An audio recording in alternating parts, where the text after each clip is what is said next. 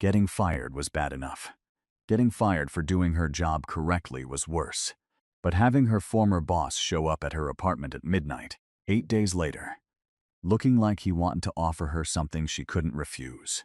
That was when Saria Langston knew her life in Seoul had just taken a turn into territory she didn't understand. Ko Sung-hyun wasn't just any boss. He was the kind of man people whispered about. The kind who owned more than what appeared on paper. And he was standing outside her door, with an expression that said he wasn't leaving until she let him in. Saria's fingers stopped moving across the keyboard. The number on her screen didn't make sense. She scrolled back through the spreadsheet, checked the formulas twice, then pulled up the corresponding bank statements from 3 different accounts. Still wrong. It was nearly 11 at night. The office stretched empty and quiet around her, just the hum of computers and the distant sound of a cleaning crew somewhere on another floor. Seoul glowed outside the windows, all neon and movement, a city that never quite went to sleep. She'd been working at Meridian Solutions for 8 months, long enough to know which executives padded their expense reports, which departments ran over budget, and which accounts were legitimate even when they looked questionable. This was something else. Someone had moved money, a lot of it, and they'd been very, very careful about it. Saria grabbed her phone and took screenshots of the discrepancies, then sent them to her supervisor with a brief message. Found something in the Q3 reconciliation. Can we discuss tomorrow? She saved her work, shut down her computer, and went home to her tiny apartment in Mapo, where the walls were thin and the heating was unreliable, but the rent was something she could actually afford. The reply came at 6 in the morning. Come in early. We need to talk. By 9:30, she was unemployed. Her supervisor, a middle-aged man named Park, who'd barely spoken to her outside of quarterly reviews, handed her an envelope and wouldn't meet her eyes. Security escorted her to her desk, watched while she packed her things into a cardboard box, then walked her out through the lobby like she'd committed a crime. No explanation, no warnings, just severance in cash and a door closing behind her. Saria stood on the sidewalk holding her box of belongings, trying to process what had just happened. She'd done her job. She'd found a problem, and somehow that had gotten her fired. The next 3 days blurred together. She updated her resume, reached out to recruiters, and applied to every financial analyst position in Seoul that matched her experience. Her phone stayed silent. Emails went unanswered. One recruiter she'd worked with before responded with a curt message that made her stomach drop. I'm sorry, but we're not able to place you at this time. By day 5, she understood. Someone had blacklisted her. By day 7, the real panic set in. Her work visa was tied to her employment. She had 30 days to find a new sponsor or leave the country. Seoul wasn't just where she worked. It was home now. She'd left Accra 3 years ago on a scholarship, fought for every opportunity, learned Korean through sheer stubborn determination, and built a life here that was finally stable. And now someone was taking it away. She didn't know who. She didn't know why. But late at night, alone in her apartment, she kept coming back to those numbers on her screen. The money that had been moved so carefully. The report she'd sent. Someone powerful wanted her gone. On day 8, at 4 minutes past midnight, her doorbell rang. Saria was still awake, hunched over her laptop at the kitchen table, searching job boards in both English and Korean. She'd changed into old pajama pants and an oversized university sweatshirt hours ago, her hair tied up in a messy bun that had mostly given up. The doorbell rang again. Nobody visited her at midnight. Nobody visited her at all, really. She'd been too busy building her career to build much of a social life. She walked to the door and checked the peephole. A man stood in the hallway, tall, perfectly dressed in a dark coat that looked expensive even through the distorted fisheye lens. His face was calm, patient, like waiting in her hallway at midnight was completely normal. She recognized him immediately. Ko Sung-hyun, her boss, former boss, the head of Meridian Solutions and about 6 other companies, all of them connected in ways that the official paperwork never quite explained. She'd seen him exactly 4 times in 8 months, twice in the elevator, once at a company dinner where he'd given a speech, and once walking past her desk without looking at her. He was the kind of man people noticed, not because he was loud or flashy, but because of how still he was, how controlled, Like he knew exactly what power looked like and didn't need to prove it. And he was standing outside her apartment at midnight. Surya opened the door but left the chain on. "You fired me. I know." His voice was quiet, level. "I need you back," she almost laughed. "Then you're going to have to ask." 3 seconds passed, maybe 4. He didn't blink, didn't shift. Just looked at her like he was solving an equation. "May I come in?" "No." Something flickered across his expression. Not irritation. Something closer to approval. "Then I'll be brief. You found a discrepancy in the third quarter accounts. Money being moved through shell companies into offshore accounts. You reported it and got fired for it. You got fired because I needed to see what you'd do next." Sarfria stared at him. "That's insane. That's careful." He slipped his hands into his coat pockets. "The leak you found isn't a mistake. Someone inside my organization has been stealing from me for 6 months. 18 billion won so far. Everyone I've put on it has come back with nothing. You found it in 3 hours. So hire me back. I'm trying to. By showing up at midnight like this is a spy movie. By offering you a job that comes with a visa sponsorship, triple your previous salary, and answers to why you were blacklisted." He tilted his head slightly. "You have 22 days left." I checked. Her hands tightened on the doorframe. "What kind of job?" "Find the leak. 30 days. You'll have access to everything you need. Full immunity for whatever you discover. When it's done, you decide if you want to stay or walk away. And if I say no, then you say no." He said it simply, without threat. Somehow that made it worse. They both knew what no meant. It meant packing. It meant leaving. It meant losing Seoul and everything she'd built here. "I need to think about it." "Of course." He pulled a card from his pocket and held it up. She opened the door just enough to take it. "Call me when you decide. Any time." He turned and walked down the hallway toward the elevator. Didn't look back. Didn't rush. Surya closed the door and locked it, her heart beating too fast. The card was heavy, expensive paper. Just his name and a phone number. No company, no title. She didn't sleep that night.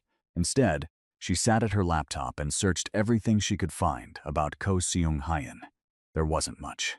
He owned Meridian Solutions and several other investment firms. He had business ties across Asia and Europe. He kept a low profile, rarely gave interviews, and had exactly one photo on the entire English-language internet, a grainy shot from a charity dinner 5 years ago. The Korean search results were more interesting. Forums where people speculated about his connections. Rumors about his family. Old money mixed with old power. Whispers about what happened to business rivals who pushed too hard. Nothing concrete, nothing provable. Just the shape of something larger, like looking at a shadow and trying to guess what cast it. At 6 in the morning, she called the number on the card. He picked up on the first ring. "Yes." 30 days, Surya said. "I work independently. Nobody interferes with my process. No lies about what I'm walking into. And I want a contract. Done. I'll send a car at 9. I can take the subway. The car will be more comfortable." He paused. "And safer." He hung up before she could argue. If you're already hooked and want to see where this midnight deal takes Surya, tap that like button so I know you're riding along for this whole wild story. Trust me, it gets so much more intense. The car arrived at exactly 9. Black, clean, with a driver who opened the door for her without speaking. Surya wore the same professional clothes she'd worn to interviews all week. Her hair pulled back, minimal makeup, armor. They drove to a building in Gangnam. All glass and steel and the kind of security that involved multiple checkpoints. The Meridian Solutions office had been nice. This was something else entirely. The elevator required a key card. They went up 34 floors. The doors opened into a reception area where a woman sat behind a minimalist desk. She smiled politely at Surya and gestured toward a hallway. "Mr. Ko is expecting you." His office sat at the corner, with windows looking out over Seoul in 2 directions. The furniture was clean and expensive without being showy. Everything perfectly placed. A desk, a meeting table, a small seating area. No personal photos. No clutter. Ko Seung-hyun stood near the windows, reading something on his phone. He looked up when she entered. "Coffee or tea?" "Coffee. Black." He picked up a phone on his desk, said something in Korean too quick for her to catch, then gestured to the meeting table. "Sit. We have a lot to cover." Surya sat. A minute later, someone brought coffee in real cups, not disposable ones, and left without a word. Seung Hyan opened a slim folder and slid it across the table. Your contract. Read it carefully. If anything concerns you, we'll change it. She read every line. The salary made her blink. The visa sponsorship was immediate. There was a clause about confidentiality, and another about legal protection for anything she discovered during the investigation. Nothing about requiring her to stay after 30 days. This is fair. I'm not interested in trapping you.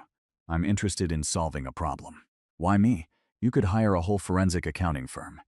I did. They found nothing. He sipped his coffee, watching her. You found it without trying. That means you think differently than the people in my organization. That's what I need. Surya signed the contract. He countersigned it immediately and handed her a copy. Now the reality, he said. 18 billion won is missing. Probably more. Whoever is taking it has access to systems, passwords, and information they shouldn't have. That means it's someone close. Someone trusted. When you find them, there will be consequences. I need to know you can live with that. Can you? He smiled slightly. It didn't reach his eyes. I've lived with worse. Then so can I. He stood. Come on. I'll introduce you to the people you'll be working with. The office had 2 sections. The front half looked like any investment firm. People at desks, meetings in glass-walled conference rooms, everything legal and documented. The back half, past another locked door, was quieter. Fewer people, more privacy. This was where the real work happened. Song Hyeon led her into a conference room where 3 people waited. This is Soraya Langston. She'll be investigating the financial irregularities. She has my full authorization and access to anything she requests. He gestured to each person. Min Jae-sung, my director of operations. Yoon Hana, head of accounts. Daniel Cho, acquisitions. Min Jae-sung was probably in his 40s, with graying hair and the kind of face that gave nothing away. He nodded at Soraya without smiling. Yoon Hana looked younger, sharply dressed, with eyes that assessed Soraya like a balance sheet that didn't quite add up. Daniel Cho was the only one who smiled.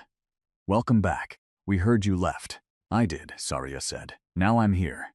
Seung Hyan pulled out a chair for her at the head of the table, then took the seat beside her instead of at the head himself. The shift was small, but everyone noticed. Soraya will need account access, server permissions, and historical records going back 12 months. Full cooperation. He looked at each of them. Anything she asks for, she gets. Understood? They all nodded. Good. Let's start with what we know. For the next 2 hours, they walked through the missing money. The patterns were brilliant. Transfers disguised as operating expenses. Payments to shell companies that existed just long enough to process the money, then dissolved. Nothing large enough to trigger automatic flags. Whoever was doing this understood the systems perfectly. Soraya took notes, asked questions, started building a mental map. Jae-sung answered most of her questions precisely, like he'd been over this 100 times. Hana added details about specific accounts. Daniel filled in context about which businesses were involved.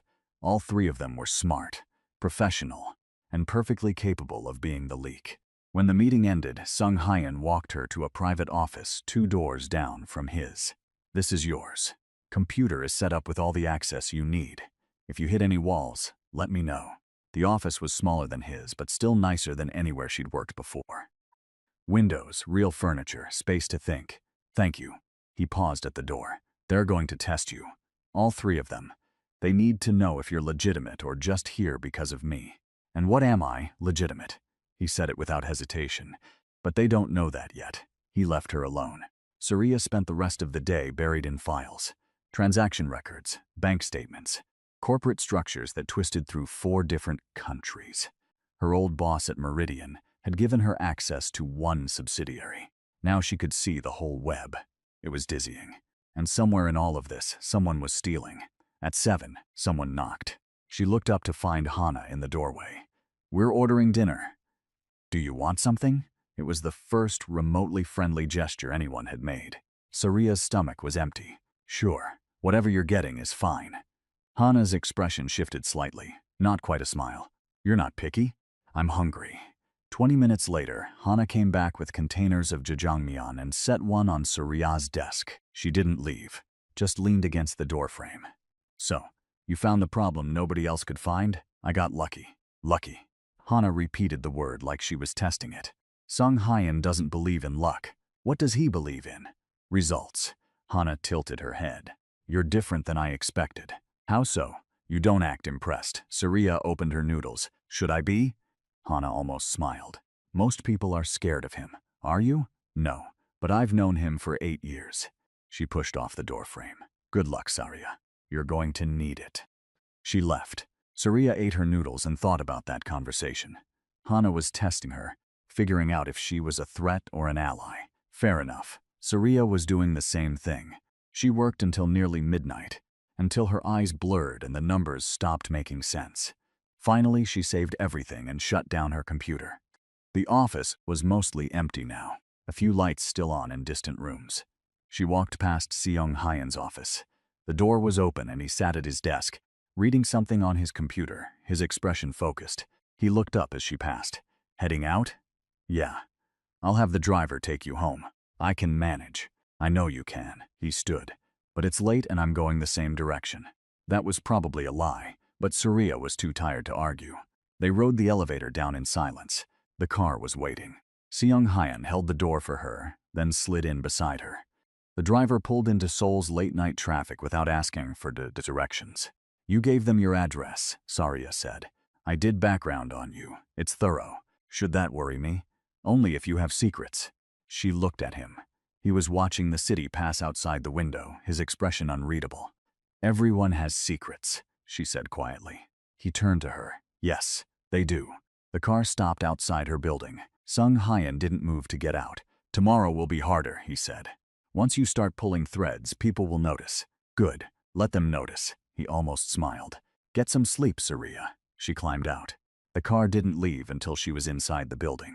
In her apartment, she dropped her bag and sat on her bed, her mind still racing. One day in and she's already felt the weight of it.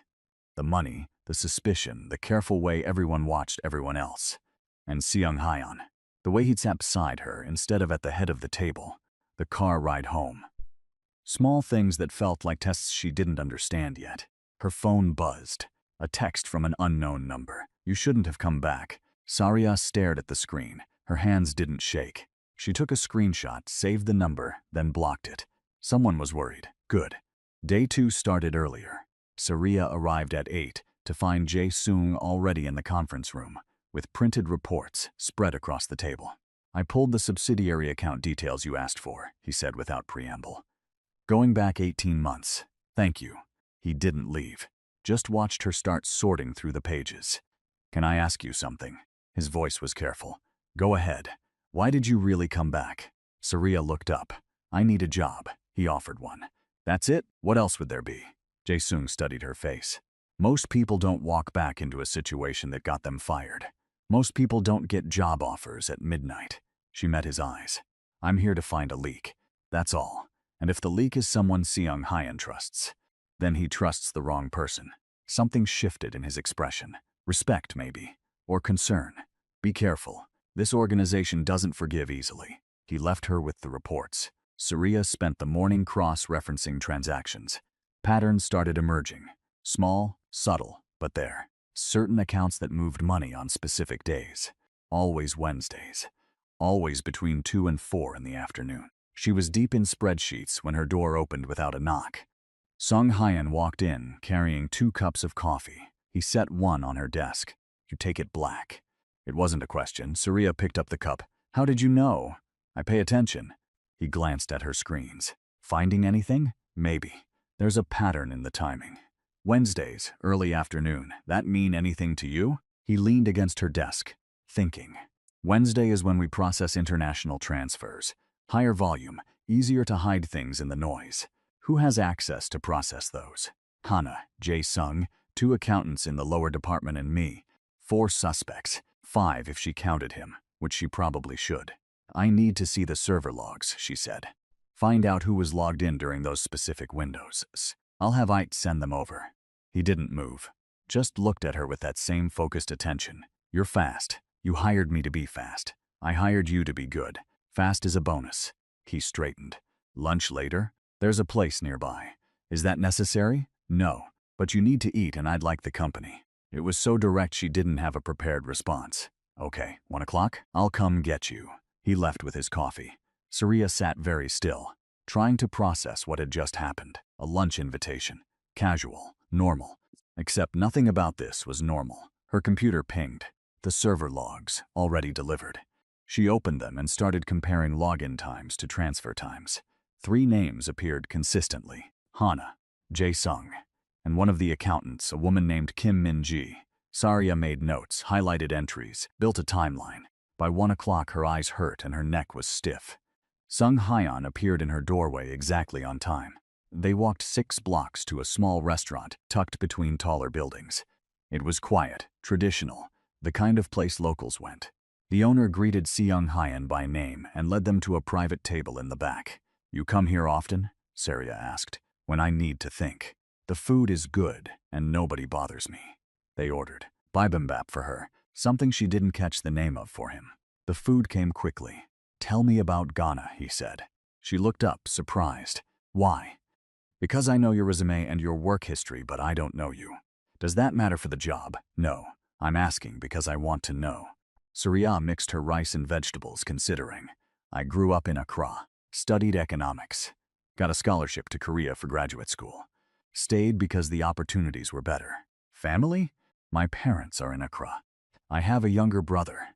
She didn't elaborate, didn't mention that Kojo had come to Korea 2 years ago, that he'd disappeared, that she'd been searching for him in every spare moment while pretending everything was fine.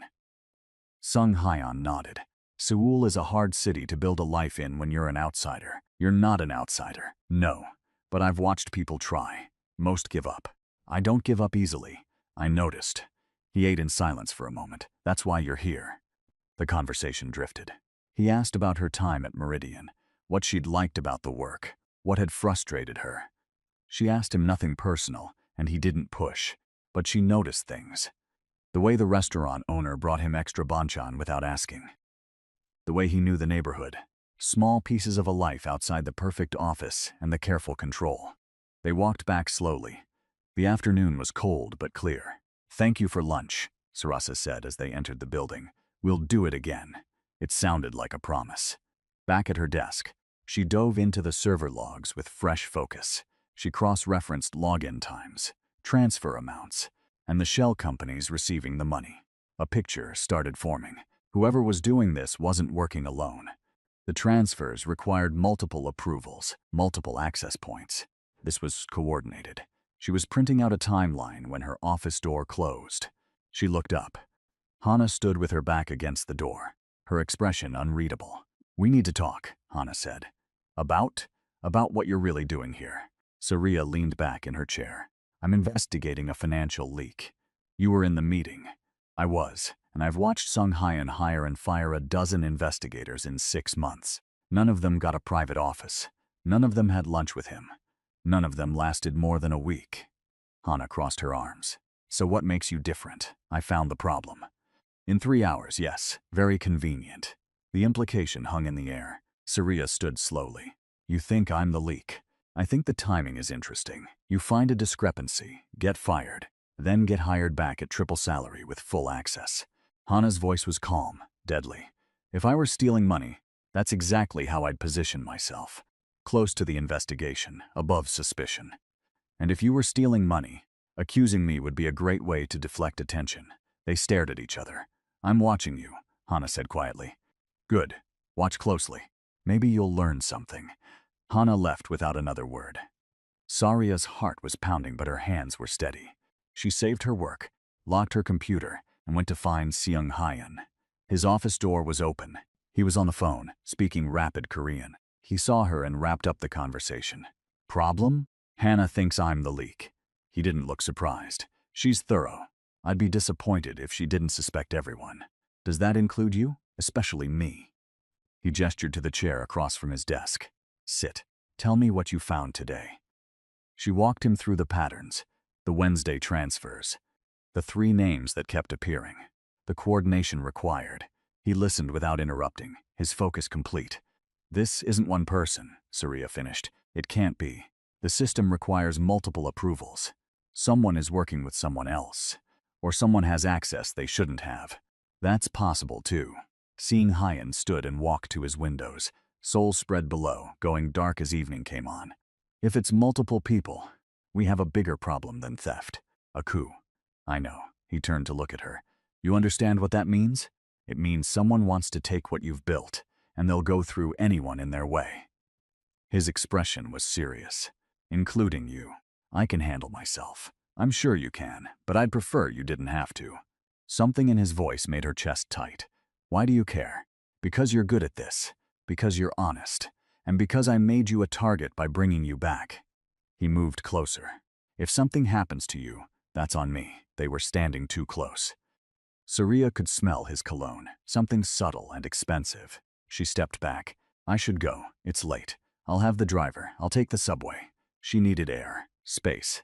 I'll see you tomorrow. She left before he could argue. On the subway home, pressed between tired commuters, she tried to sort through everything. The investigation was moving fast. Too fast, maybe. She'd been there 2 days and already had suspects, patterns, a theory. And Seung Hyan, the coffee, the lunch. The way he'd looked at her when he talked about keeping her safe. She couldn't afford to be distracted. Not now. Her apartment felt too quiet when she got home. She made instant noodles, ate standing at her kitchen counter, then opened her laptop to keep working. Her phone buzzed. A text from Seung Hyan's number. Get some rest. Tomorrow is important. She stared at it. He'd never texted her before. Why tomorrow? She typed back. Because we're going to shake the tree and see what falls out. Surya put the phone down.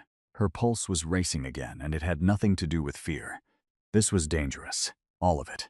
The investigation, the organization, and the way Ko Seung Hyan looked at her like she was a puzzle he wanted to solve. She was in trouble, and the worst part was, she didn't want to walk away. Day 3 started with a meeting Surya hadn't been warned about. She arrived at 8:30 to find Seung Hyan waiting in her office, leaning against her desk like he had every right to be there. He probably did.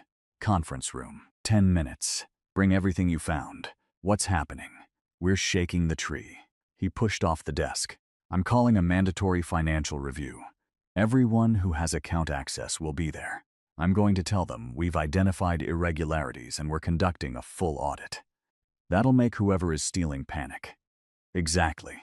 He smiled, but it wasn't friendly. Panicked people make mistakes. Surya grabbed her laptop and files. You could have warned me. I just did. 10 minutes. The conference room was already full when they arrived. Jae-sung, Hana, Daniel, and 4 other people Surya recognized from the office. Plus 2 she didn't know. Both men in dark suits who stood near the wall instead of sitting. Seung Hyan took his place at the head of the table. Surya sat to his right, feeling everyone's eyes on her. Thank you for coming, Seung Hyan began. His voice was calm, casual even. Like this was a normal Tuesday meeting. We've discovered significant financial discrepancies across multiple accounts. 18 billion one minimum, possibly more. The money has been moved systematically over the past 6 months through shell companies and offshore transfers. The room went very still. Surya has identified patterns in the transfers, times, dates, accounts involved. We're conducting a full audit starting today. Everyone in this room will be interviewed. All account access will be temporarily reviewed and reauthorized. No exceptions. Hana's expression didn't change, but her fingers tightened on her pen. Jae-sung leaned back in his chair, his face unreadable. Daniel looked shocked. 18 billion? How is that possible? That's what we're going to find out. Seung Hyan gestured to Surya. Full cooperation with any requests she makes. Anyone who refuses will be terminated immediately and reported to authorities. Clear? Nods around the table. Some genuine, some tight. Good. Surya walked them through what you need. She opened her laptop, pulled up her presentation on the screen. Showed them the timeline, the pattern of Wednesday transfers, the shell companies. She didn't name suspects, didn't point fingers, just laid out the facts. When she finished, the room was silent. Questions? Seung Hyan asked. One of the accountants, a young guy named Lee, raised his hand. Are we suspects? Everyone is a suspect, Seung Hyan said simply, including me. This wasn't personal until someone made it personal by stealing. Now we find them, and we deal with it. The way he said deal with it made Surya's skin prickle. The meeting ended.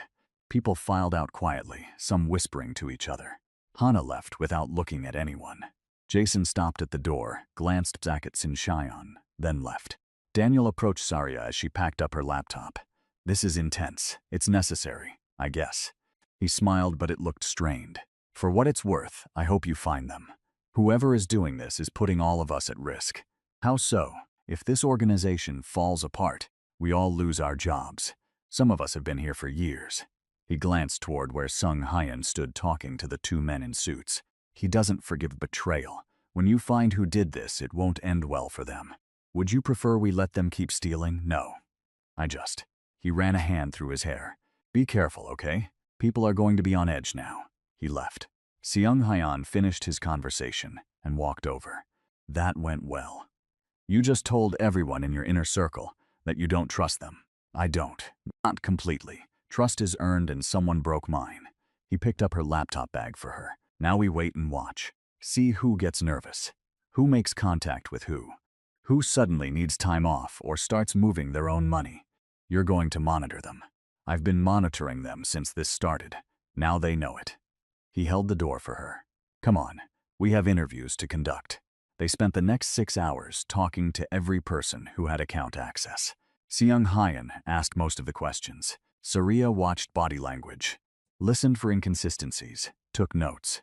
Lee, the accountant, was nervous but answered everything directly. He was young, barely 25, and clearly terrified of Seung Hyan. The other accountant, Kim Min-ji, was cooler. She'd been with the organization for 3 years, knew the systems inside and out. Her answers were precise, almost rehearsed. Where were you on Wednesday, November 10th, between 2 and 4 p.m.? Saria asked. Here, processing the weekly international transfers. Alone? No, Hana was supervising. She always does on Wednesdays. Interesting. Saria made a note. They interviewed Daniel next. He was relaxed, cooperative, made jokes to cut the tension. Too relaxed, maybe. I'm in acquisitions, he said. I identify targets, run evaluations, make recommendations. I don't process transfers. But you have account access, Seung Hyan said. For research purposes, I need to see cash flow and assets when I'm evaluating potential purchases. When was the last time you logged into the transfer system? Daniel thought about it. 2 months ago? Maybe 3? I'd have to check my records. Do that. Send them to Saria by end of day. Of course. When Daniel left, Saria looked at Seung Hyan. He's hiding something. Everyone is hiding something.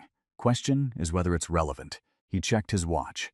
2 more. Jae-sung and Hana. Jae-sung came in calm and prepared. He'd brought his own records, printed and organized in a folder.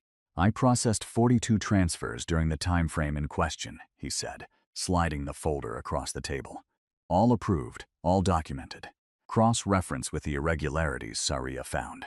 None of mine match. Saria took the folder and scanned the first page.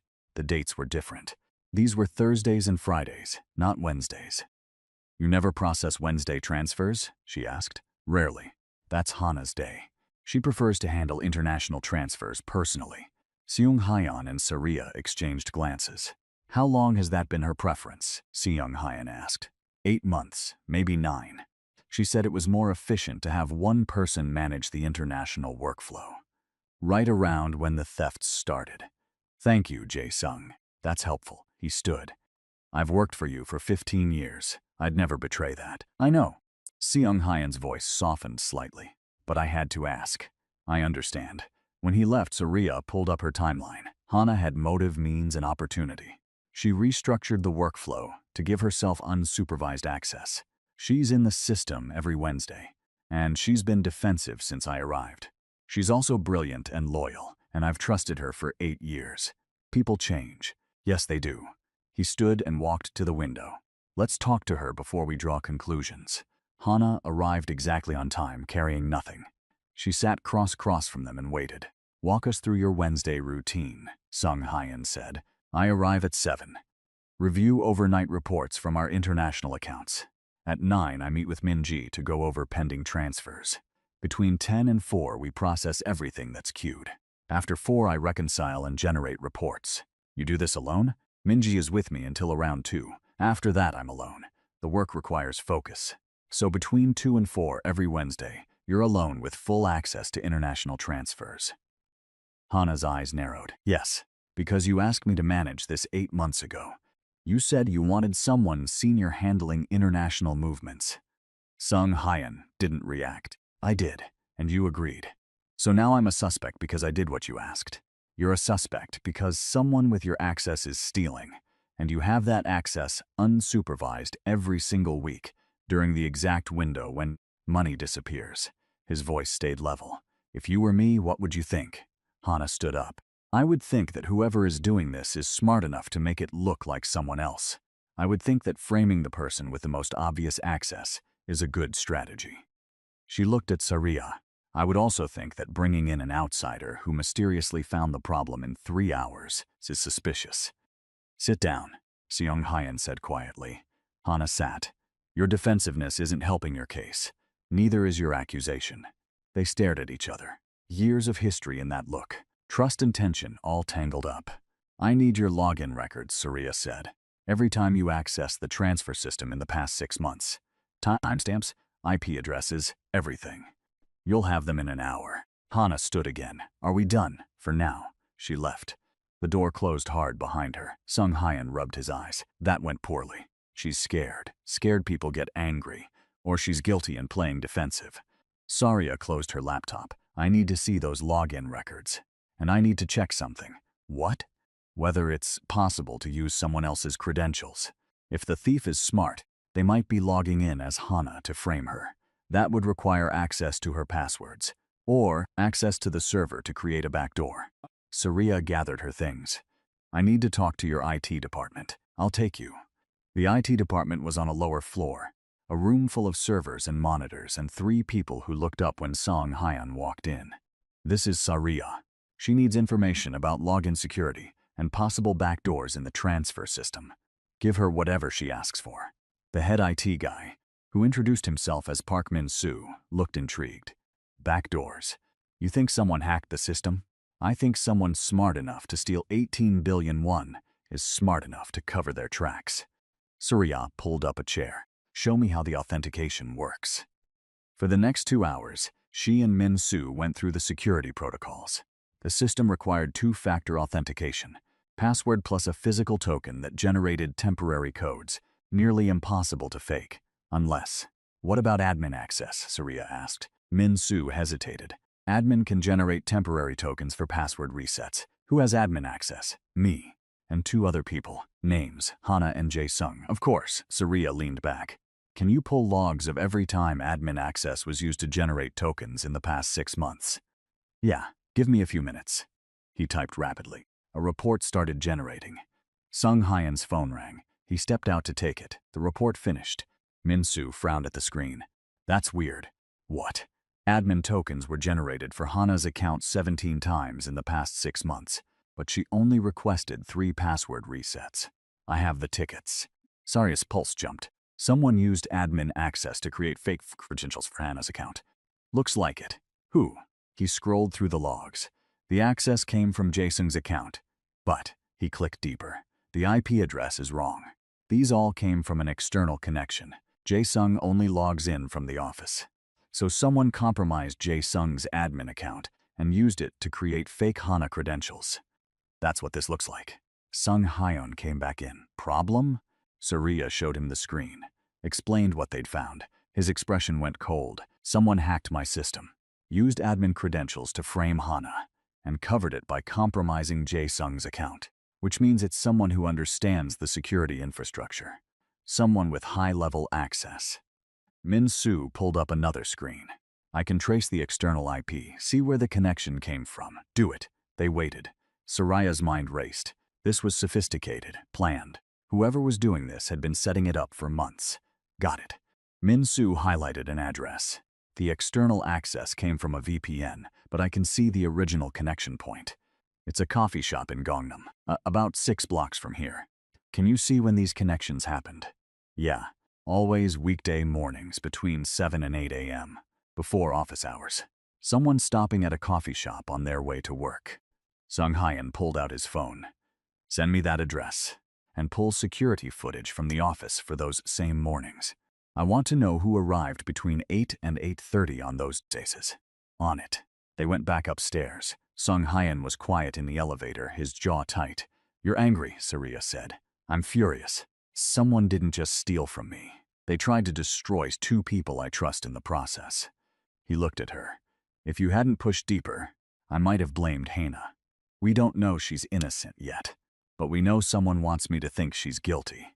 That's almost worse. The elevator opened. They walked back to the private section. I need food, Sung Hyan said, and I need to think. Come on. Where? My place. It's private and I have a cook who can actually make dinner. Saria hesitated. His place felt like crossing a line. Just dinner, he said, reading her expression. And strategy. We need to figure out the next move and I don't trust these walls right now. Okay. They took his car. The driver navigated evening traffic while Seung Hyan made phone calls in rapid Korean. Saria watched the city pass outside, her mind still on the IP logs, and the coffee shop, and the careful way someone had built a frame around Hana. The car pulled up to a building in Hanam-dong. Expensive neighborhood, quiet streets. The penthouse required a private elevator. Seung Hyan's apartment was nothing like his office. The office was impersonal and perfect. This was lived in. Books on shelves, art on walls that looked chosen not expensive, a kitchen that showed signs of actual use. Make yourself comfortable, he said, shrugging off his jacket. I'll let the cook know we're here. Saria stood in the living room, looking out at Seoul spread below. Different view than his office, but just as expansive.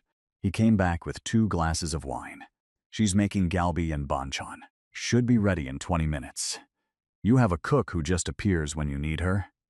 She comes 3 times a week. Happened to be today. He handed her a glass. Sit. Tell me what you're thinking. They sat on opposite ends of his couch. Professional distance. I'm thinking whoever is doing this has been planning it for months. The fake credentials, the framing, the careful timing. This isn't opportunistic. It's calculated. Agreed. Which means it's someone patient. Someone who can play a long game. She sipped her wine. Daniel is too scattered. Lee is too young. Minji is possible, but I don't see the motive. What about Jae-sung? His account was compromised. But, she paused. What if that's the point? What if he compromised his own account to create distance? Jae-sung has been with me since the beginning. He helped me build this. People change. You said so yourself. Seung Hyan set down his wine. If it's him, I need to know why. Money is usually why. He makes plenty. I've made sure of that. Then maybe it's not about money. Saria turned to face him. Maybe it's about power, or revenge, or something else entirely. They sat in silence. The cook brought out food and set it on the dining table. Then disappeared. They ate. The galbi was perfect, tender and flavorful. The banchan was homemade. Saria realized she hadn't eaten real food in days. Just convenience store meals and coffee. This is incredible, she said. I'll tell her you said so. He watched her eat. When was the last time you had a proper meal? Lunch with you. 2 days ago. That's not acceptable. You need to take care of yourself. I've been busy. You've been working 18-hour days on my problem. That's different than busy. He refilled her banchan. Eat. We still have work to do tonight.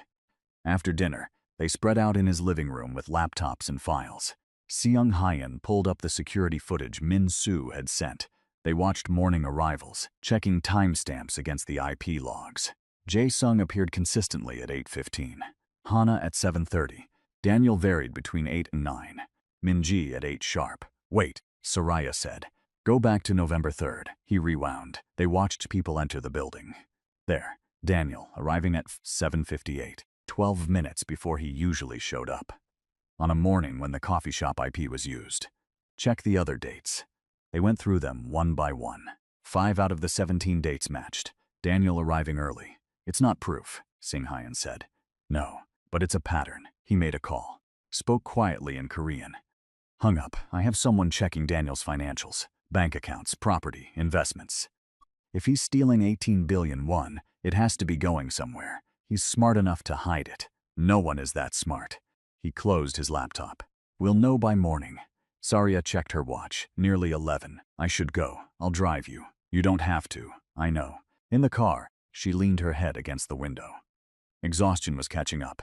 You're good at this, Seung Hyan said quietly. At what? Seeing patterns.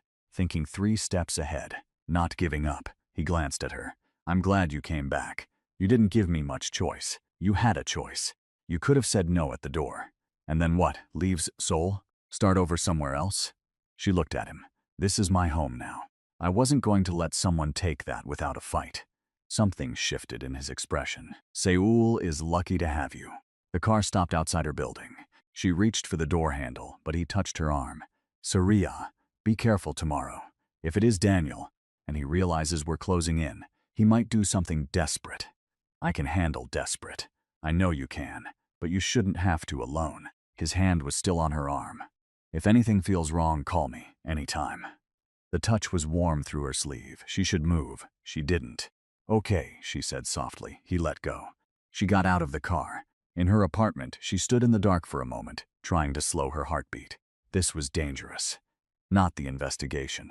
The way she'd felt sitting in his apartment, eating dinner, working beside him on his couch. The way he'd looked at her in the car. She was supposed to be focused on finding the leak. Instead, she was thinking about Sung Hyan's hand on her arm and the quiet way he'd said Seoul is lucky to have you. Her phone buzzed. Text from Sung Hyan. Sleep well. Tomorrow we finish this, she typed back. Promises, promises. 3 dots appeared then. I don't make promises I can't keep. Surya put her phone down and got ready for bed. But sleep didn't come easy. Her mind kept spinning through IP addresses and security footage, and the moment in the car when everything had felt too close. At 3 a.m., her phone rang. Unknown number. She almost didn't answer, then thought about the warning text from before. Hello? Stop looking. The voice was distorted, mechanical. You have 48 hours to drop the investigation and leave Seoul. Or someone you love gets hurt. Her blood went cold. Who is this? 48 hours. The line went dead. Surya sat in her dark bedroom, hands shaking now. Someone you love gets hurt. She only had one person she loved in Seoul. Kojo, her missing brother. The reason she couldn't leave even if she wanted to. The secret she'd kept from everyone, including Sung Hyan. Whoever made that call knew about him, which meant they'd been digging into her life the same way she'd been digging into theirs. She grabbed her laptop and opened the encrypted folder where she kept everything related to Kojo's disappearance. Photos, the last messages he'd sent, addresses of places he'd worked, names of friends who'd stopped answering her calls. She hadn't looked at this in weeks. The investigation had consumed everything. Now someone was using it against her. Her phone rang again. Sung Hyan this time. Did you get a call? He asked without preamble. Yes. How did you know? Because I just got one too. Different threat. Same voice distortion. She heard tension in his voice. What did they say to you? 48 hours to drop the investigation, or someone I love gets hurt. Silence. Then, who do you love in Seoul, Surya? The question hung there. She could lie. Should lie. My brother, she said quietly. He came here 2 years ago. He disappeared 6 months ago. I've been looking for him. More silence. Why didn't you tell me? Because it's not your problem. And because I don't know if your world had something to do with why he disappeared. And you still came to work for me. I didn't have a choice. The visa, the timing, everything. Her voice cracked slightly. I've been trying to find him while working your case, and now someone knows, and they're going to use it, and I don't know what to do. You're going to come here now. Pack a bag, I'm sending the car. What? No. I'm not running. You're not running. You're regrouping somewhere safe while I figure out who made those calls and what they want. His voice was firm. Please, Surya, don't fight me on this. She wanted to argue. But the fear was real, and she was tired, and the idea of being alone in her apartment while someone out there knew about Kojo made her feel exposed.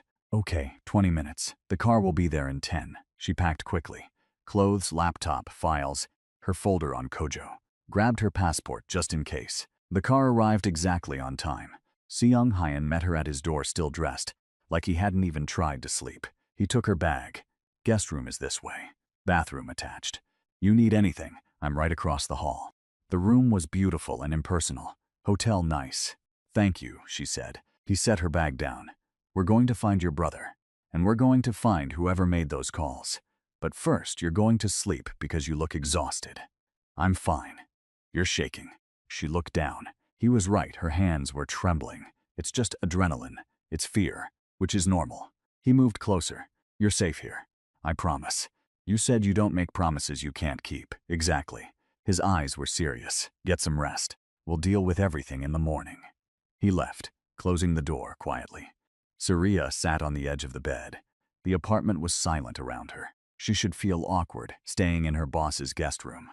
Instead, she just felt tired. She changed into pajamas, plugged in her phone, and climbed under covers that were softer than anything she owned. Sleep came faster than she expected. She woke to daylight and the smell of coffee. For a moment, she forgot where she was. Then it all came back, the call, the threat. Seung Hyun's guest room. She checked her phone. 8:30. She'd slept 5 hours straight. There was a note slipped under her door. Coffee in the kitchen. Take your time. She showered, dressed, and followed the coffee smell. Seung Hyun sat at his kitchen counter with a laptop and multiple phones. He looked up when she entered. Morning. There's food if you're hungry. Just coffee for now. She poured a cup. Did you sleeps? Some. He turned his laptop toward her. I had my people trace the calls. Both came from burner phones. Activated yesterday, used once. Already offline. Untraceable. So we've got nothing. We've got timing. Whoever made those calls did it after our interviews yesterday. After we started closing in, he pulled up another screen. And I got Daniel's financial records. He's clean. Too clean. What does that mean?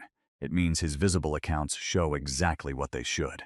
Normal salary, normal expenses, normal investments. But he highlighted a section. He filed paperwork 3 months ago to start a private investment fund. Very quiet, very small. And he's been moving money into it. How much? 6 billion won so far. Surya set down her coffee. That's a third of what's missing. Exactly. Seung Hyun closed the laptop. I'm bringing him in today. Officially. With lawyers and everything documented. He'll know we're on to him. Good. Let him know. Let him make a mistake. Or let him run. He won't run. He's too confident. Seung Hyun stood. Get ready. We're doing this at 10. At exactly 10 a.m., Daniel Cho walked into the conference room to find Seung Hyun, Saria, 2 lawyers, and a digital recorder on the table. His smile faltered. What's this? Sit down, Daniel. He sat. Am I in trouble? That depends on how honest you are in the next hour. Seung Hyun nodded to one of the lawyers who started the recorder. Tell me about your investment fund. Daniel's face went carefully blank. What investment fund? The one you registered 3 months ago. The one with 6 billion won in assets that match exactly with missing funds from my accounts. The room went silent. Daniel looked at Surya. You did this. I did my job. Your job. He laughed, but it sounded wrong. You've been here less than a week, and you think you understand how this works. I understand theft. I understand fraud. And I understand that you've been stealing from this organization for months. She opened her laptop. Want to see the evidence? I want to see a lawyer. You have 2 right here. Seung Hyun leaned forward. Talk to me, Daniel. Why? Why? Daniel's composure cracked. Because I've been here 7 years. 7 years watching you build an empire while I run errands and evaluate acquisitions. 7 years of being smart enough to see every opportunity but never allowed to take them. So you stole. I took what I earned. He stood up. You want loyalty? Pay for it. You want trust? Stop treating people like employees and start treating them like partners. I treated you well. You treated me like a tool, useful when needed, otherwise ignored. He looked at Surya. And then you bring her in, an outsider, and give her everything. Access, trust, your personal attention. After one conversation at midnight. Oh, jealousy. Resentment that had been building for years. Sit down, Seung Hyun said quietly. Daniel sat. Here's what happens next. You're going to transfer every one back into the accounts you stole from. You're going to sign a confession. And then you're going to disappear. No police, no charges, no public scandal. But you're done in Seoul, done in finance. If I ever see you again, the deal is off and I hand everything to prosecutors. And if I refuse, then I destroy you. Professionally, financially, personally. I have the evidence and the resources. His voice was ice. Choose. Daniel stared at him. Then at Surya, then at the table. I'll transfer the money.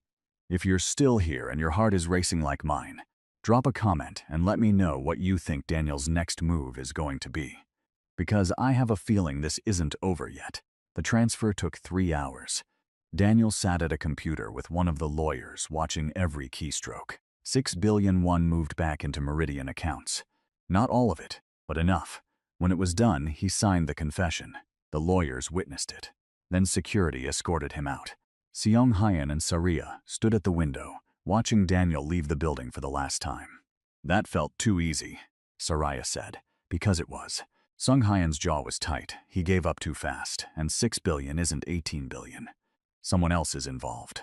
Or he has the rest hidden somewhere we can't trace. Maybe.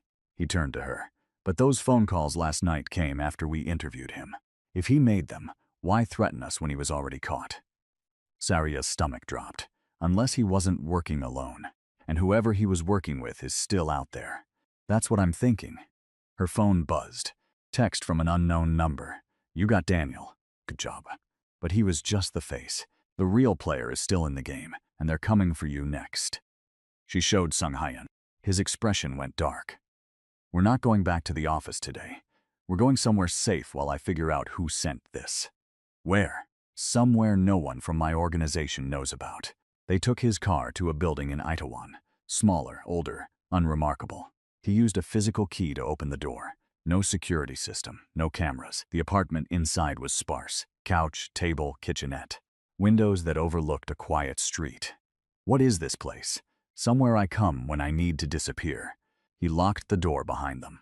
No one knows about it except me. We're safe here. Saria set down her bag. For how long? As long as it takes. He made calls. Spoke in Korean too rapid for her to follow. She sat on the couch and pulled out her laptop, going back through all her evidence. Daniel had access and motive. But the sophistication of the hack, the framing of Hana, the careful setup, that required technical knowledge Daniel didn't have. Someone had helped him. Someone who understood the systems intimately. She was deep in server logs when Seung Hyan sat beside her. Min Soo is running a full security audit. Every account, every login, every access point. If there's another hole, he'll find it. Good. And I'm having someone look for your brother. Her head snapped up. What? You said he disappeared 6 months ago. You've been looking alone. Now you're not alone. His voice was gentle. Let me help. Why? Because you helped me. Because it's the right thing to do. And because. He stopped. Because what? Because I care what happens to you. He said it simply, like it was obvious. So let me help. Tears stung her eyes. She blinked them back. Okay. I need everything you have on him. Photos, last known address, places he worked, people he knew. She opened the folder on her laptop, showed him everything. The last text Kojo had sent. Working late, talk tomorrow. That was 6 months ago. No tomorrow had come. Sung Hyan studied the information. I'll start here. We'll find him, Surya. You can't promise that. Watch me. They stayed in the safe house for 2 days. Seung Hyan worked his network from burner phones. Surya analyzed data until her eyes burned. They ordered food that got delivered to a different address and picked up by one of Seung Hyan's people. They slept in shifts. On the second night, Surya woke at 2 a.m. to find Sung Hyan still awake, staring at his laptop screen. You need to sleep, she said. Can't. I'm close to something. He turned the screen toward her. Min Soo found another admin account, hidden in the system, created 2 years ago. Who? That's the problem. The account name is just random numbers, but it has access to everything. More than Hana, more than Jae-sung. This account can see things even I can't see from my login. Saria sat beside him. Someone created a ghost admin. They've been watching everything for 2 years. And they helped Daniel steal. Gave him the tools, the access, the cover. Seung Hyan scrolled through access logs. This account logged in 3 hours ago. Checked the audit Min Soo is running. Whoever this is knows we're looking. Can Min Soo trace it? He's trying. But this person is good, better than good. He rubbed his face. I keep thinking about who has this level of skill. Who could build something like this and hide it for 2 years? Min Soo himself. Maybe. But he's the one who found it. Why expose himself? Unless he's playing both sides. Pretending to help while actually controlling everything. Surya pulled up her own notes. What if Daniel wasn't the mastermind? What if he was just the visible piece while someone technical ran everything behind the scenes? Song Hyan went very still. Min Soo has been with me for 5 years. He built our entire security infrastructure, which means he knows every weakness in it. They stared at each other. I need to confront him, Song Hyan said, but carefully. If he panics and wipes the servers, we lose all evidence. So we set a trap. What kind of trap? Surya thought fast. We make him think he's won. Send him a message from your account saying, you're shutting down the investigation. Daniel confessed. Case closed.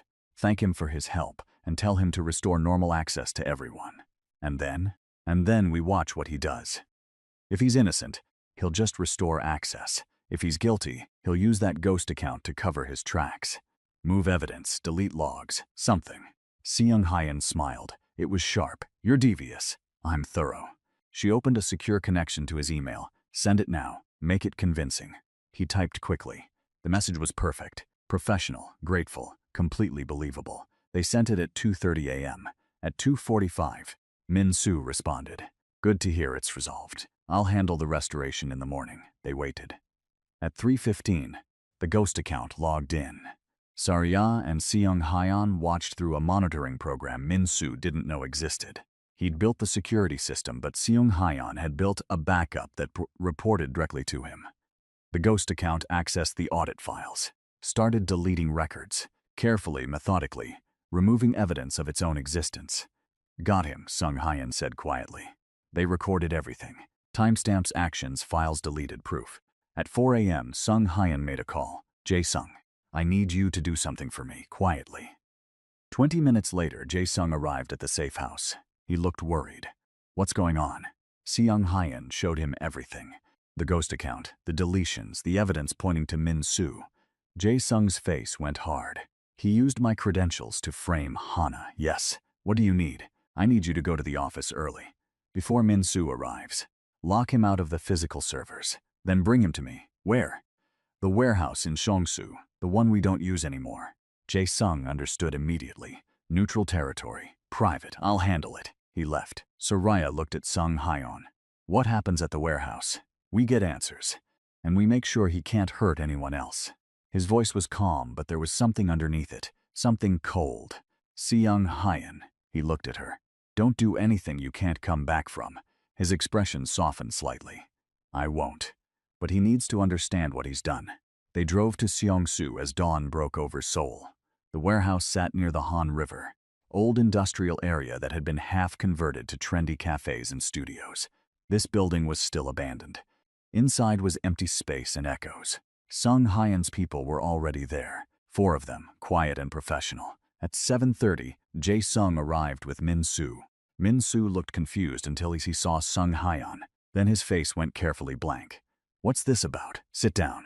There was a single chair in the middle of the space. Min Soo sat. Seung Hyan pulled out a tablet and played the recording from last night. The ghost account logging in, the files being deleted. Min Soo watched without expression. When it finished, Seung Hyan said, Explain. That account isn't mine. Don't lie. We traced the creation date back to your workstation.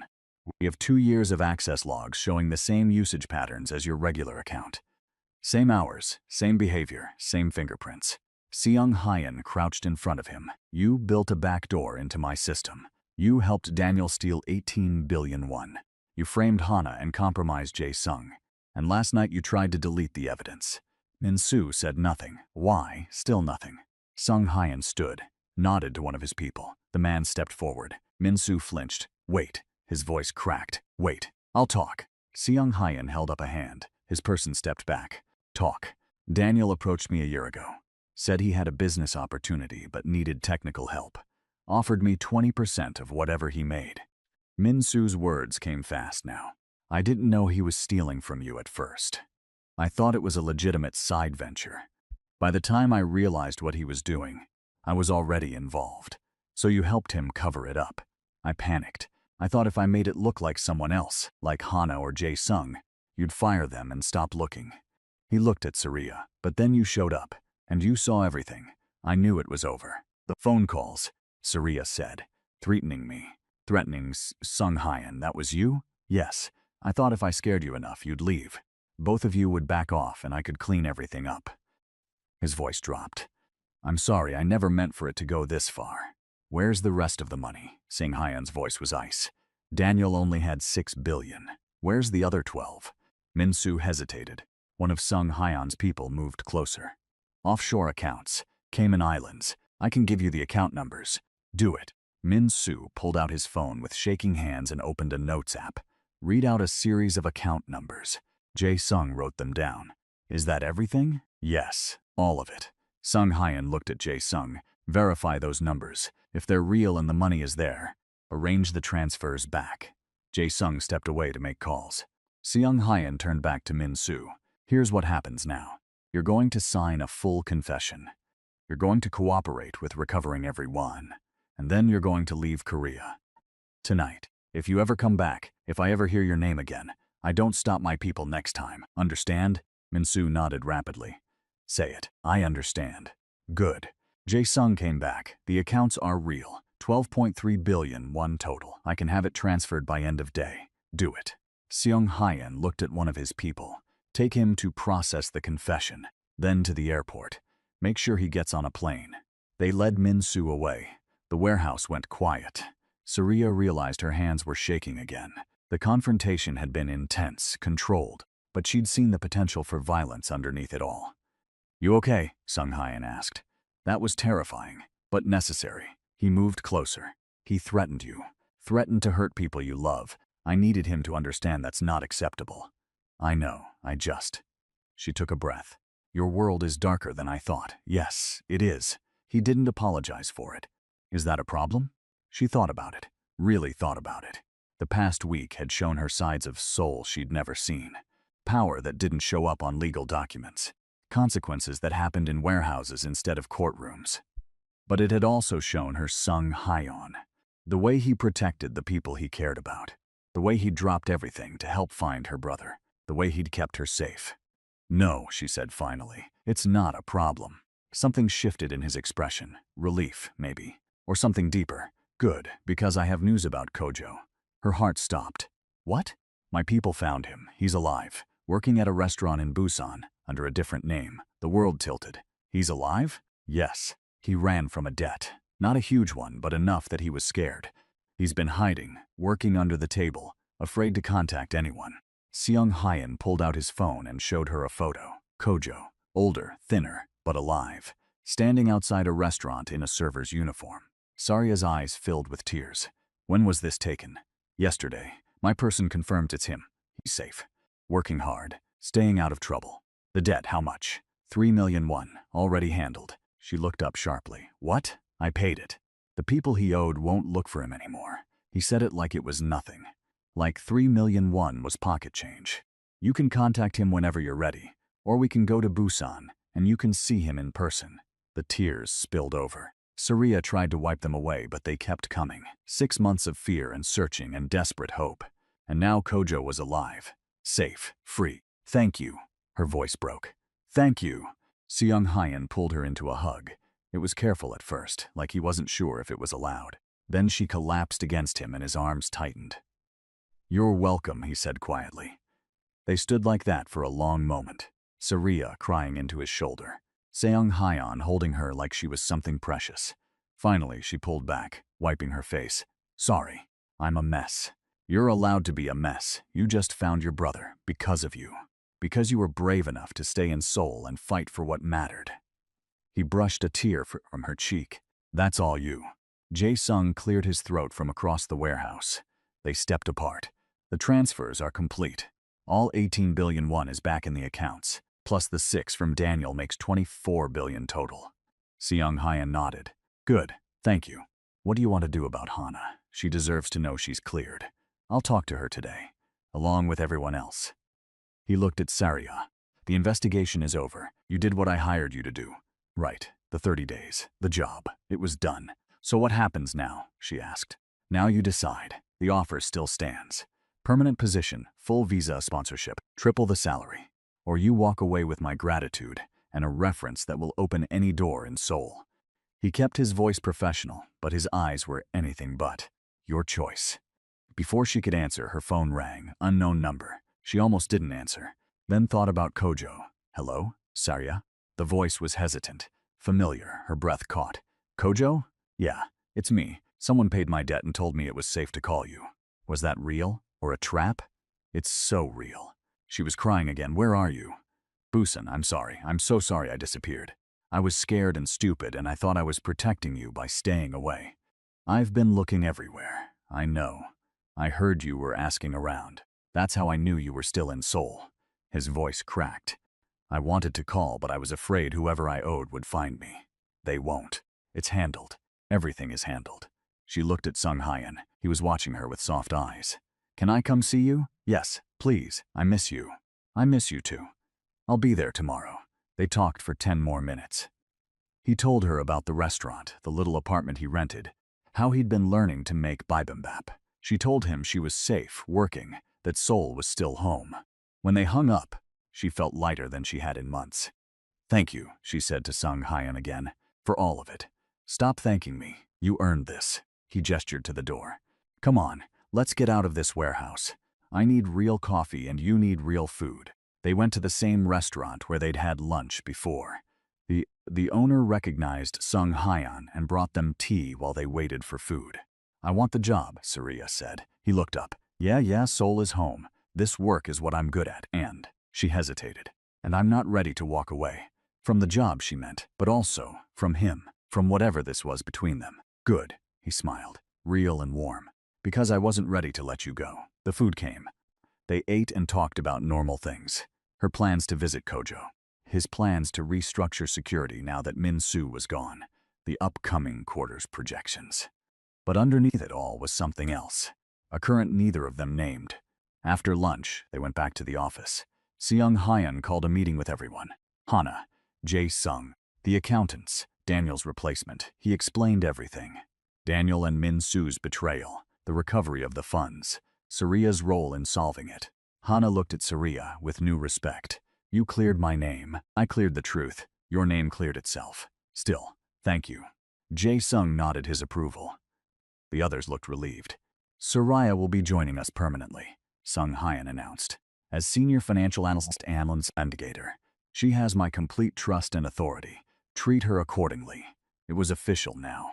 She had a position, a place, a future here. The meeting ended. People filed out. Hana stopped at the door. Drinks sometime? She asked Surya. Actual social drinks. Not work. I'd like that. Hana almost smiled. Good. When everyone was gone, Seung Hyun and Surya stood in his office looking out at Seoul in the afternoon light. I need to go to Busan tomorrow, she said. See Kojo. Make sure he's really okay. I'll come with you. You don't have to, I know. But I'd like to meet him if that's okay. She looked at him. This careful, powerful man who'd turned her world upside down in less than 2 weeks. Who'd given her back her career and her brother and something else she was afraid to name. Okay, she said softly. They took the train to Busan the next morning, 2.5 hours through countryside and coast. Seung Hyun worked on his laptop. Surya watched Korea pass outside the window. The restaurant where Kojo worked was small and local, tucked in a neighborhood away from the tourist areas. They arrived at 3, between lunch and dinner service. Kojo was wiping down tables. He looked up when the door opened. For a second, he just stared. Then he dropped the cloth and crossed the room in 3 steps. Surya met him halfway. They hugged hard, both of them crying. I'm sorry, Kojo kept saying. I'm so sorry. You're safe. That's all that matters. They pulled apart. Kojo looked at Sung Hyun, who'd stayed back to give them space. Who's this? This is Sung Hyun, my boss, and the person who found you. Kojo's eyes went wide. He bowed quickly. Thank you, for the debt, for everything. You're welcome. Sung Hyun bowed back. Your sister is important to me. That makes you important to me. The way he said it made Surya's chest tight. They sat and talked for an hour. Kojo explained everything. The debt had started small, but the interest had grown. He'd panicked and run, been too ashamed to ask for help. You can always ask me for help, Surya said. Always. I know that now. Seung Hyun offered Kojo a job in Seoul. Legitimate work with one of his companies, good pay, proper visa. Think about it, he said when Kojo looked overwhelmed. No pressure. But the offer stands. They had dinner at the restaurant. The owner, who'd been kind to Kojo, brought out extra dishes. They ate and laughed, and Surya felt pieces of herself she'd lost finally clicking back into place. On the train back to Seoul, she and Sung Hyun sat in comfortable silence. Thank you, she said quietly, for today, for all of it. You keep thanking me, because I keep meaning it. He turned to her. They were sitting close in the train seats, shoulders almost touching. Surya, I need to tell you something. Her heart beat faster. Okay, this past week, working with you, getting to know you, it's been. He paused, choosing words carefully. It's been the most alive I've felt in years. You challenge me. You don't perform for me. You see me as a person, not a position. And I don't want that to end just because the case is over. What are you saying? I'm saying I want to have coffee with you in the morning, lunch in the afternoon. Dinner when we work late. I want to know what you think about things that have nothing to do with finance. I want. He stopped. Started again. I want to see where this goes. If you want that too. She should be careful. He was her boss. This was complicated. There were 1,000 reasons to say no. I want that too, she said. His smile was a sunrise. Yeah? Yeah. He took her hand. Laced their fingers together. They rode the rest of the way to Seoul like that. Over the next 2 weeks, things settled into a new normal. Surya moved into a better apartment, one she could actually afford with her new salary. Kojo decided to take the job offer and moved back to Seoul. Hana became something like a friend. Jasung taught her the deeper workings of the organization. And Sung Hyeon, they had coffee every morning, lunch most days, dinner when they worked late, which was often. They talked about everything. Her childhood in Accra, his complicated family history, their dreams for the future. It was slow and careful and perfect. 1 month after the investigation ended, Surya was working late in her office. Most of the staff had gone home. She was finishing a report when someone knocked. Seung Hyeon leaned in the doorway. Still here? Almost done. I'm ordering dinner. Want something? Whatever you're getting is fine. He smiled. You're still not picky. I'm still hungry. They ate in his office with Seoul glittering below. Talked about the report she was working on, a new acquisition he was considering, and whether Kojo was settling in okay at his new job. When dinner was done, Surya stood to leave. Wait, Sung Hyeon said. She turned. He stood and crossed to her. They were close enough that she could see gold flecks in his dark eyes. I've been patient, he said quietly. I've been careful. I've been respectful of the fact that we work together, and this is complicated. But I really want to kiss you right now. Her breath caught, then stopped being patient. He cupped her face in his hands and kissed her, soft at first, testing, then deeper when she kissed back. It was everything. Weeks of tension and careful distance and wanting. When they finally pulled apart, both breathing hard, he rested his forehead against hers. I'm in love with you, he said. Simple, direct, true. I'm in love with you too. He kissed her again, slower this time. Sweet. Come home with me, he whispered. Not for anything except being together. I'll make you tea. We can watch terrible television. You can fall asleep on my couch again. She laughed. You remember that. I remember everything about you. Okay. Yes. Let's go home. They left the office together. Rode the elevator down holding hands. The car was waiting. At his apartment, he made tea like he'd promised. They sat on his couch and found a drama that was so bad it was good. She did fall asleep, curled against him. He woke her gently around midnight. You should take the bed. I'll sleep out here. Or we could both sleep in the bed. Just sleep. Just sleep. He agreed. They changed in separate rooms, met in his bedroom feeling suddenly awkward. Then he held out his hand and she took it, and they got into bed together. She fit perfectly against his side, his arm around her, her head on his chest. This is nice, she said. This is everything. They fell asleep like that. Surya woke before him, early morning light through the windows. She watched him sleep for a moment, this powerful man who'd changed her entire life. She slipped out of bed carefully, found her clothes, got dressed. She should leave a note, should text him later, should do the normal thing. Instead, she walked to his side of the bed and kissed his forehead. He stirred but didn't wake. She left, went home to her own apartment, showered, changed, made coffee, thought about everything that had happened. The midnight doorbell, the investigation, finding Kojo, falling in love with Ko Seung Hyeon. Her phone buzzed, text from him. You left. I needed to think. About what I want, what this is, what happens next. 3 dots appeared, disappeared, appeared again. And what do you want? She stared at the question, thought about her answer. I'll tell you in person. She grabbed her keys and took a taxi to his building. Used the key card he'd given her weeks ago. Rode the elevator up. Stood outside his door at 8 in the morning. Knocked. The door opened before her hand fell for the second knock. Like he'd been waiting. Like he knew she'd come. He stood there in joggers and a t-shirt, hair messy from sleep, looking at her like she was his whole world. I want this, she said. I want you. I want coffee in the mornings and late nights at the office, and arguments about financial projections. I want to meet your family and have you annoy my brother. I want everything. But I need to know you want it too. Not because I work for you, not because you feel responsible for me, but because you actually want me in your life. Saria, let me finish. I know it's complicated. I know there are power dynamics and professional concerns and 1,000 reasons this could go wrong. But I've never felt this way about anyone, and I think you feel the same. And I don't want to waste time being careful when we could be happy. He pulled her inside, closed the door. I want everything too, he said. Every morning, every argument, every complicated, beautiful moment. You're not an employee to me. You're not an obligation. You're the person who walked into my life and changed everything without even trying. So what do? We choose this, we choose each other, and we figure out the rest as we go. He smiled. Sound good? Sounds perfect. He kissed her. Morning breath, messy hair, and absolutely perfect.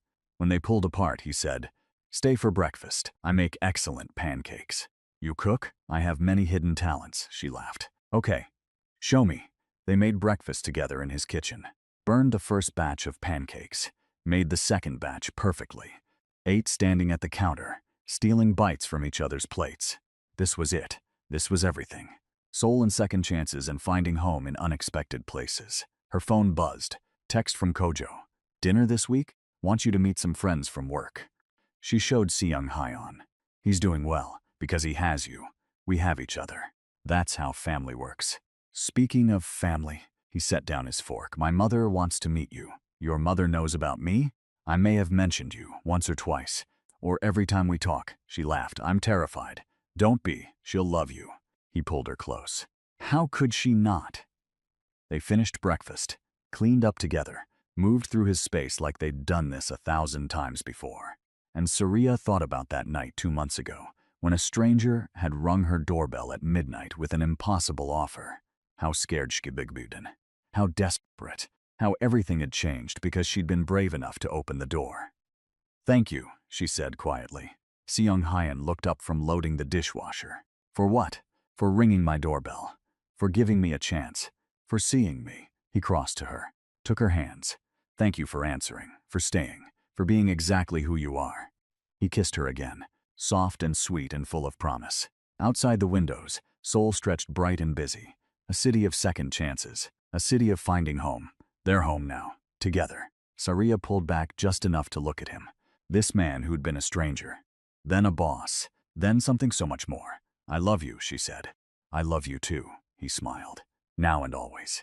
And in his penthouse apartment high above Seoul, with morning light spilling golden across the floor, and the whole future ahead of them, Saria Langston finally felt like she'd come home. Not to a place, but to a person, to a choice, to love. The doorbell had rung at midnight with an unexpected proposal. She'd answered, and everything had changed.